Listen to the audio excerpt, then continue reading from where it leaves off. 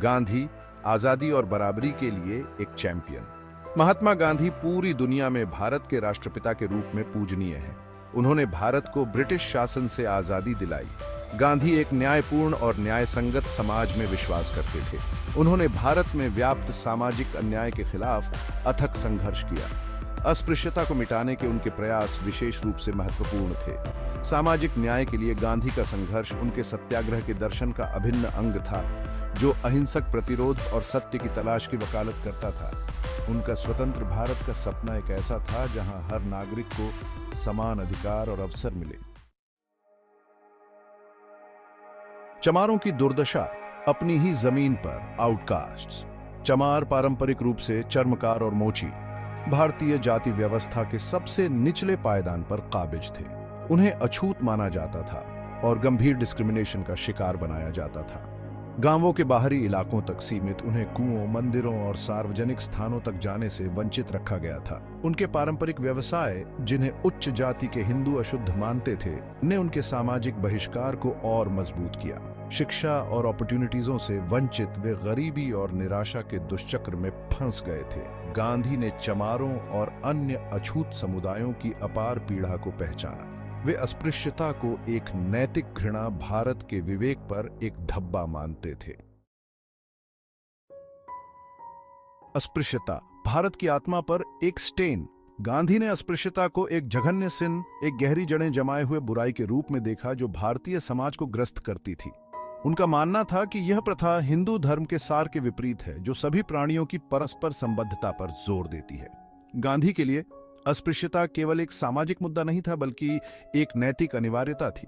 उन्होंने तर्क दिया कि अस्पृश्यता की प्रथा मानवता के मूल सिद्धांतों के विरुद्ध जाती है। गांधी का मानना था कि प्रत्येक व्यक्ति, चाहे उसका जन्म या व्यवसाय कुछ भी हो, उसमें अंतर्निहित गरिमा होती है और वह सम्मान का पात्र होता है। वे अनटचेबल्सों की पीड़ा को एक सामूहिक शर्म, एक नैतिक दिवालियेपन के रूप में देखते थे, जो भारतीय समाज के ताने बाने को ही खतरे में डालता है। भाग 4, हरिजन, भगवान के बच्चे। गांधी ने अछूतों के उत्थान के लिए हरिजन शब्द को लोकप्रिय बनाया, जिसका अर्थ है भगवान के बच्चे। यह नामकरण इन समुदायों के खिलाफ गहरे पूर्वाग्रह को चुनौती देने का प्रयास था। आलोचनाओं के बावजूद गांधी ने हरिजन शब्द का प्रयोग जारी रखा।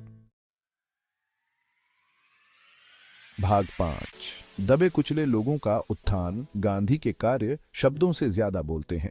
अनटचेबल्सों के उत्थान के प्रति गांधी की प्रतिबद्धता केवल शब्दों तक सीमित नहीं थी। उन्होंने विभिन्न पहलों के माध्यम से उनके जीवन को बेहतर बनाने के लिए सक्रिय रूप से काम किया। गांधी ने ऐसे आश्रम स्थापित किए जो अनटचेबल्सों सहित सभी कास्टियों के लिए खुले थे, सामाजिक एकीकरण को बढ़ावा देते थे और पारंपरिक मानदंडों को चुनौती देते थे। उन्होंने शिक्षा, स्वास्थ्य सेवा और सार्वजनिक स्थानों तक उनकी पहुंच की वकालत की।